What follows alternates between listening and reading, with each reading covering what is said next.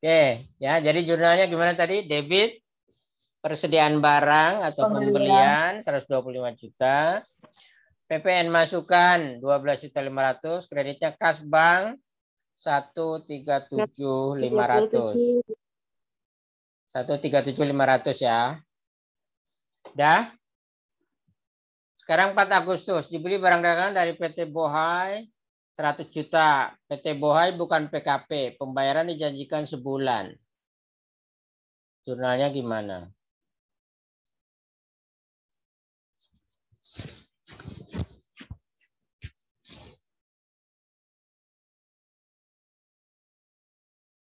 Karena PT Bohai bukan PKP, berarti dia tidak boleh mengut PPN ya. Berarti kita membeli tanpa PPN lah ini. Jurnalnya gimana? Pembelian pada Utang usaha. Pembelian atau persediaan barang 100 juta. Kreditnya hutang usaha ya 100 juta. Tanpa PPN masukan. Ya. Bisa mengerti ya? Ya, Pak. Tanggal 5. Dibayar uang muka pembelian barang sebesar 50 juta. Ekskul PPN 10% dari PT Indah lagi. Jurnalnya. Uang muka pembelian 50 juta. PPN masukannya 5 juta. Kreditnya kas. Ya. 55 juta.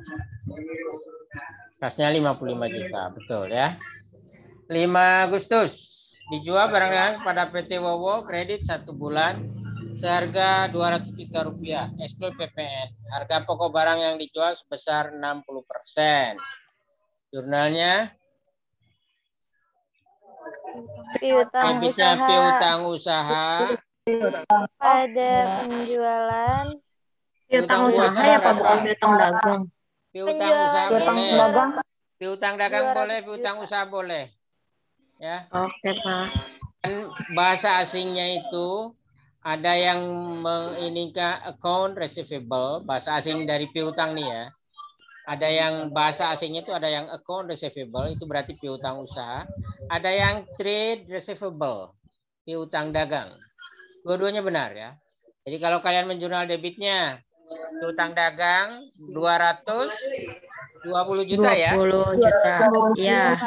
Kreditnya PPN keluaran 20 juta. Dan PPN keluaran. Penjualan 200 juta. Benar. Jurnal yang kedua. KPP pada persediaan barang dagang. Berapa? 120 juta. 120 juta. Benar ya, 120 juta. Ya. Yang salah silakan dikoreksi. Tanggal 6 Agustus dijual tunai barang dagangan kepada PT Amin seharga 165 juta inklusi PPN. Harga pokok barang 75%. Jurnalnya Kas pada penjualan dan PPN keluaran. Kasnya berapa? Kasnya 165 juta. 165 juta, Pak. PPN keluaran berapa? 15 juta. 15 juta. Penjualan? 150 juta. Oke. Benar ya. 6 Agustus PTO mengembalikan barang senilai 10 juta karena tidak sesuai pesanan. Ada retur penjualan. Gimana jurnalnya?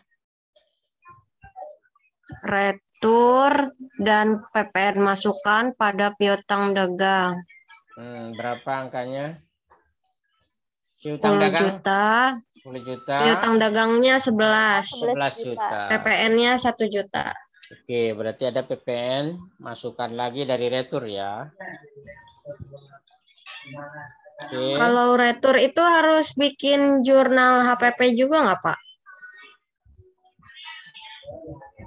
Jurnal HPP harus dibuat jurnal. Jurnalnya harus 2. Berarti yang jurnalnya 2 juga yang tadi juga 2 dong, Pak, yang kas pada penjualan sama PPN keluaran yang soal sebelumnya, Pak. Yang mana? Baru aja Pak tanggal 6 juga sama yang dijual tunai barang dagang PT Amin. Ya, dua ini jurnalnya. 75% kali 150 juta. Jurnal yang tanggal 6 Agustus 2 juga. Jurnalnya debitnya HPP 75% kali 150 juta berapa? 75 kali 112.500. Debitnya HPP, kreditnya persediaan barang. Untuk 6 Agustus yang pagi yang tunai Amin udah 2 ya. Yang retur juga harus 2. Ya. Jurnal yang keduanya apa? Persediaan barang pada HPP. Barang, kreditnya HPP 10 juta ya. Maaf. 6. Berapa? 6 juta, Pak. 6 juta, Pak. 6% kali 10 juta. Ya, 60% kali 10 juta. Itu jawaban yang benar. Oke, ada pertanyaan? Ya. Lanjut, Pak. Ya. Kamu lagi apa? Masukin ini habis. Bentar, baterai habis.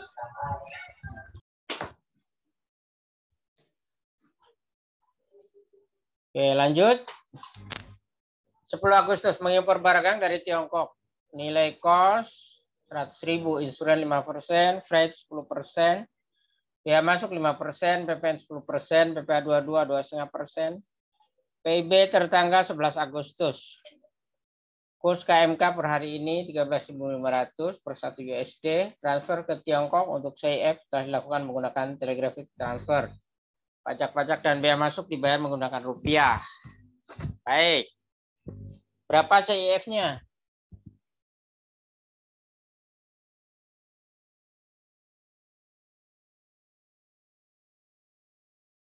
Satu miliar 552.500, Pak. CIF-nya. Oke. Iya. Berarti 100.000 ya. Ditambah 5.000 dolar ya. Ditambah 10.000 dolar. Ya. Berarti berapa? 115.000 dolar kan? Ya kan? Dikalikan dengan 13.500, ya kan?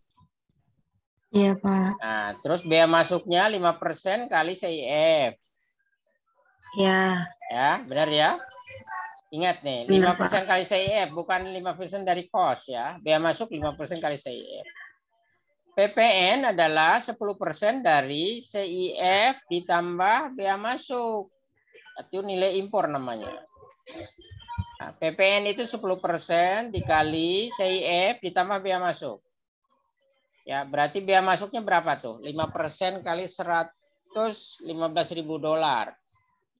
77.625, Pak. Oke, berarti dijumlahkan itu nilai impor ya, teman-teman. Nah, PPN itu 10% dari itu. Ya. PPN 10% dari itu.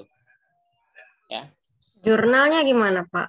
Ya, jurnalnya debitnya persediaan sama. Boleh, atau pembelian juga boleh. Ini kan mengimpor barang dagangan sama. Ya. Debitnya persediaan atau pembelian. Cuma ingat, PPN-nya dipisah. PPN-nya 10% kali nilai impor. Ya. Persediaan dihitungnya adalah CIF ditambah biaya masuk. Ya. Lalu ada PPA pasal 22. Itu uang muka PPA pasal 22. Nanti bisa dikreditkan. Ya. Uang muka PPA pasal 22. Ingat ini tahunnya tahun berapa ya tadi? Teman-teman? Tahun 2017, Pak. 2017. Tarifnya masih tarif yang lama ya, 2,5% PPA pasal 22-nya. Kalau diimpornya tahun 2020, maka tarifnya sudah 7,5% ya. Paham ya? Iya. Jadi kalau nanti soal, siapa tahu soalnya ini. Ya, kalau soalnya ini, terus tahunnya tahun 2019 atau 2020, maka tarifnya sudah 7,5% ya. PIB pemberitahuan impor barang pertanggal 11 Agustus, maksudnya beda sehari saja ya. Kurs KMK 13.500 dan seterusnya. Berarti berapa? Betul nggak hitungan kalian? Kalau saya akunnya gini, Pak. Pembelian pada beban asuransi, beban angkut, bea masuk, PPN, sama uang muka PPh pada uang muka impor dan utang usaha. Salah ya, Pak? Salah. Yang benar pembelian atau persediaan nilainya adalah CIF ditambah bea masuk. Ya kan? Itu adalah nilai impor. Nilai impor dianggap sebagai nilai persediaan barang. Lalu PPN adalah PPN masukan 10% kali nilai impor. Lalu PPh pasal 22 2,5% kali nilai impor. Ya. Jadi debitnya adalah pembelian atau persediaan, PPN masukan 10%, dan uang muka PPh pasal 22 2,5%. Kreditnya kas, kan transfer. Kreditnya kas.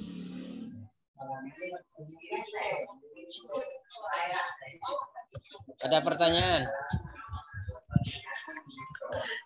Oh, itu berarti nggak ngaruh ya, Pak? Apa menggunakan telegraphic transfer yang gitu? Berarti Ya. nggak pakai uang muka impor gitu-gitu ya, Pak? Enggak. Kan TT itu real time ya. Oh, Telegraphic transfer itu real time. Jadi kita kirim sekarang melalui TT, ya, eksportir di luar negeri, ya, eksportir di luar negeri sudah langsung terima uangnya. tapi itu nggak ngaruh, Pak, Kreditnya bank PIB-nya. boleh nggak, Pak? PIB-nya